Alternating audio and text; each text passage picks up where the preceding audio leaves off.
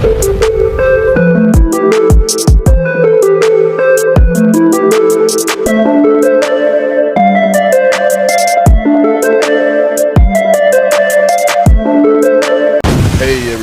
to the RDG Sports Channel with your boy RDG in the building, representing and talking your Commanders.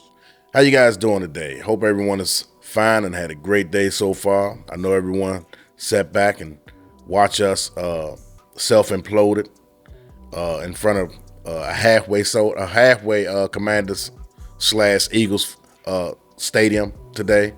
I don't understand how we allowed that game to slip away, but hey, it did. Typical Commanders fashion. I like what the defense was doing early in the game, first half that is. They didn't allow Swift to get going, therefore they couldn't do the play actions that they wanted to. But at the same time, number 11 still got off. Still got off today. I don't know how this guy's going to eat right, but how can you consistently allow the team's best player when you know they're going to him? You know they're going to him.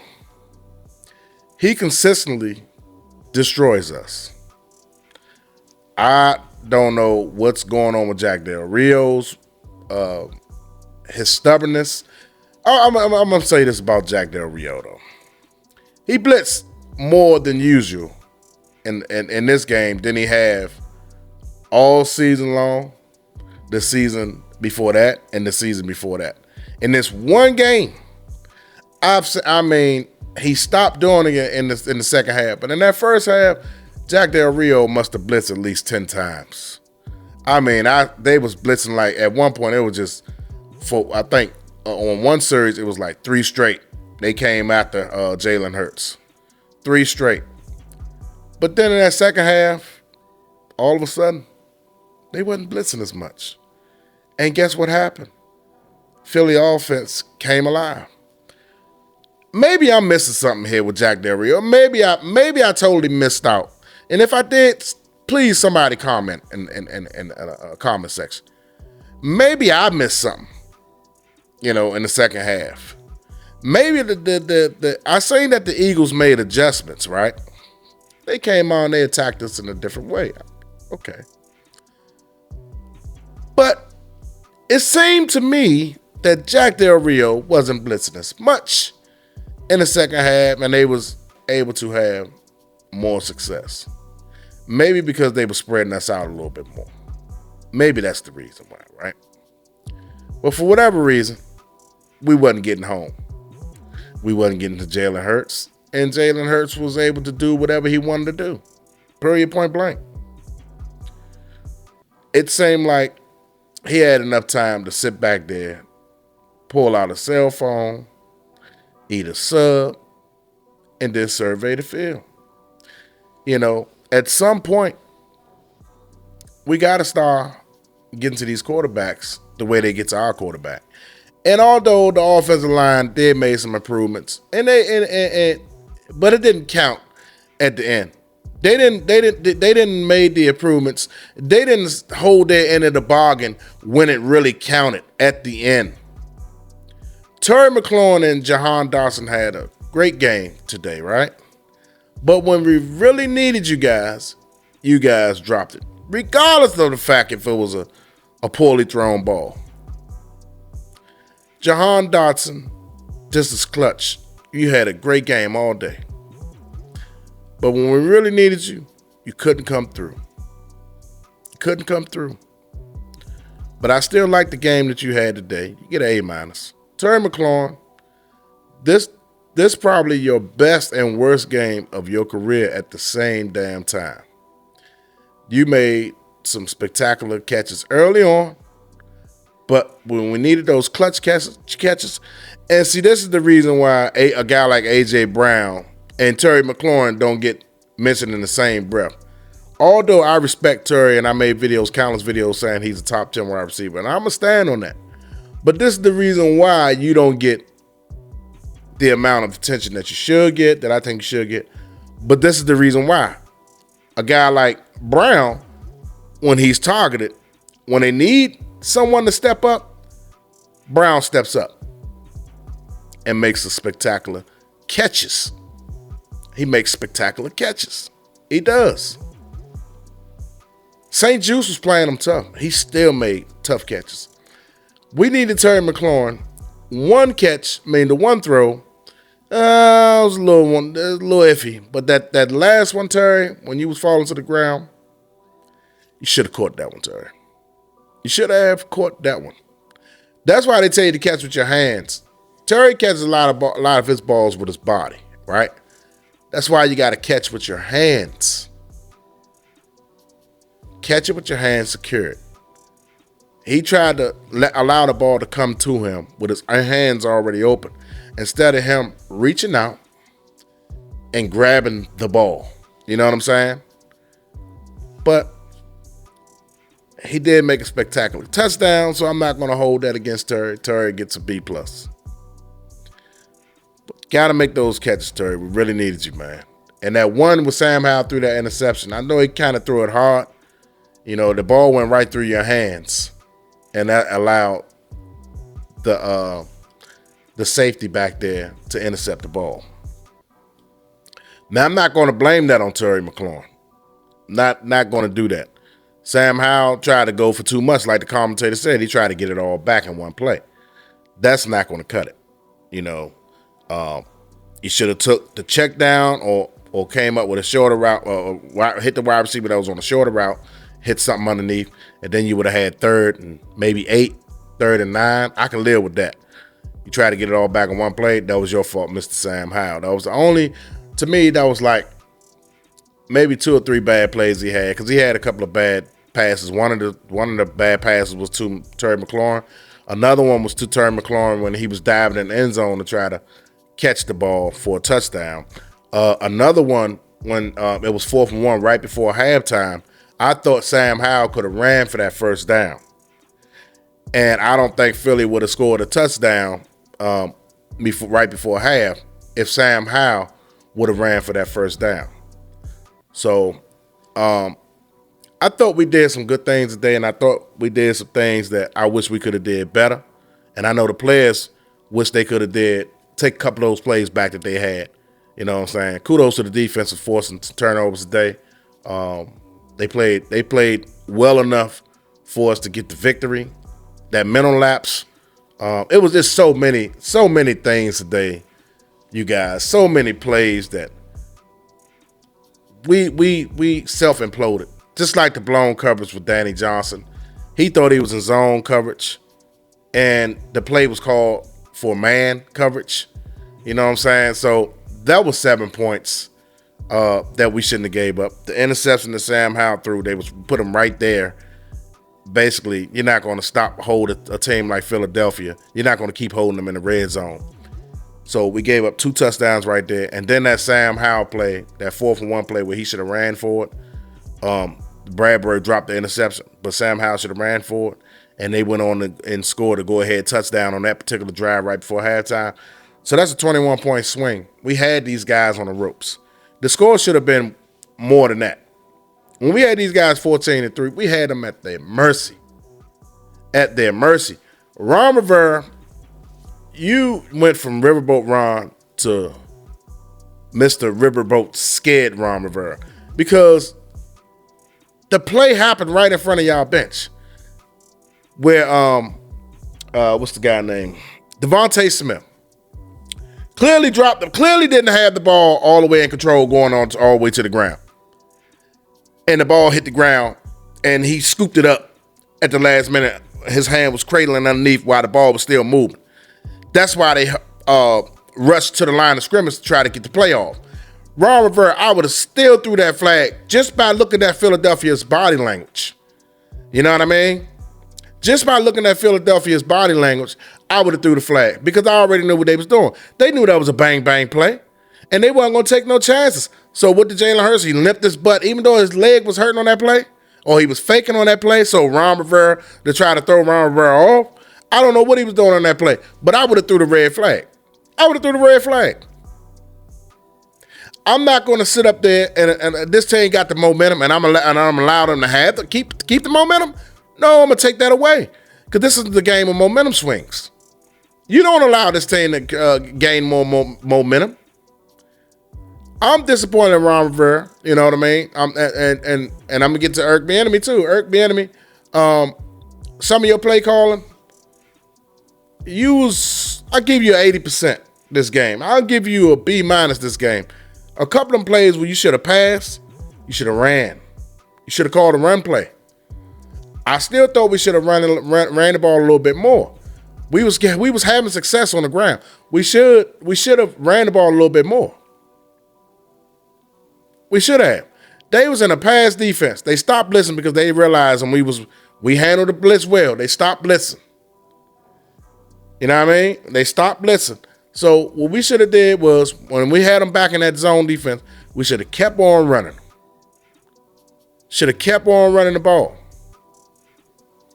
Once they stopped playing that zone again, Sam Howell had success early, but once Philadelphia made some adjustments to their back end, it kind of slowed everything down. And then we wasn't helping them by dropping passes, you know. I thought Sam Howell played he started off A+. Then he fizzled out. I give Sam Howell a B-. A B- game. Kudos to Joey Slye for kicking a 61-yarder. Couldn't let that one slide because I was like, no. I was saying no, don't let him kick it. He shut my mouth up. A 61-yarder. Good. Man, this game was a game of highs and lows. You know, they was going back and forth. You know what I mean? It was a good game. It wasn't a great game. If we'd won, it'd have been a great game. It was a good game. It was a game of highs and lows. You know, I wish we could have came on the winning end of the stick. And when Philadelphia took that lead, I was confident in us going back down there to score. But I was worried. I said, if we score, is Ronrivera going to go for 2? And this is going to be a repeat performance of the Giants game last year. You know, that's what I was thinking about. And the fact that we went in overtime with these guys last time, does Ronrivera have confidence in that defense? That's what I was worried about. I just knew we was going to go down there and score. Only thing that was on my mind is this fool going to go for the tie? Because you don't go for is this fool going to go for the win? You know, the 2 points. I said this fool better go for the tie. He better go for the tie because I like the way our defense was held them on it, was holding them a little bit. I like the way they would, I like what they was doing. So I wanted to keep it right there. You know what I'm saying? And if they would have got the ball in overtime, or we would got the ball in overtime, you know what I'm saying? I felt good about our chances, and I felt good about our defense, at least holding those guys to 3 points and allow us to go down there, either tied or go for the game-winning touchdown.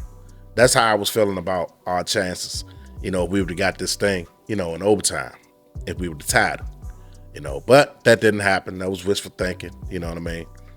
But overall, the team as a whole and the coaching staff as a whole, I'm combining everything, special teams as a whole, I'll give the team a C+ today, a C+. I thought coaching could have been a little bit better,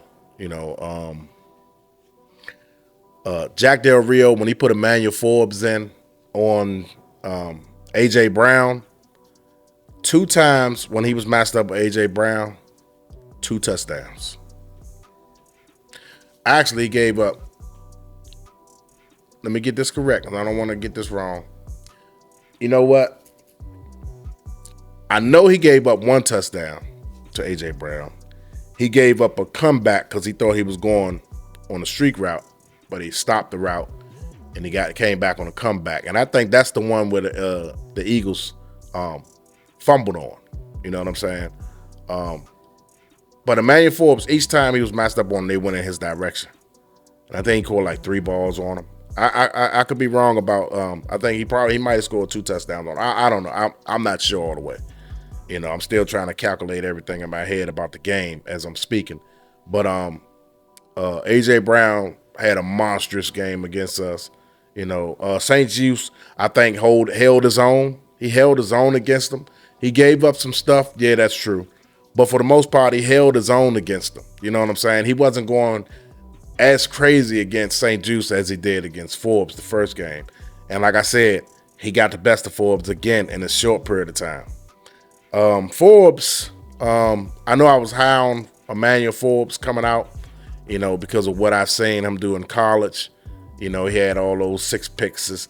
That's enough to get anybody excited, but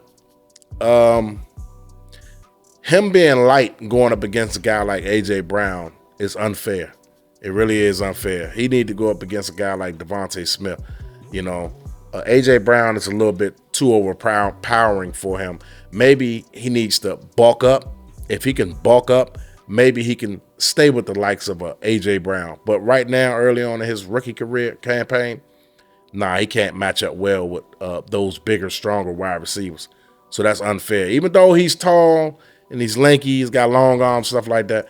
But from a physical standpoint, those guys just body him up, square him up while the ball is in the air, and they can just catch it right there in front of him. Because there's nothing he can do. He's bodied up. They just post him up, But I think in due time, with more experience and better coaching for Emmanuel Forbes, I think he'll pan out. But this rookie campaign right here, I'm not going to say it's a wash. It's a learning curve where he can get better at. That's what I'm going to say. He can get better. Right now, he's gotten torched. It's in his head. He need to get his confidence back. Be where his feet is, as Ronrivera would say, on the field. And just try to play free and have fun out there as a rookie, man. You're allowed to make mistakes, but in the process, it's hurting the team. And you cost us a touchdown. I think if Benjamin St. Juice was in there, I don't think that touchdown would have happened. You know what I'm saying? But that's the price you pay when you play with an aggressive rookie cornerback.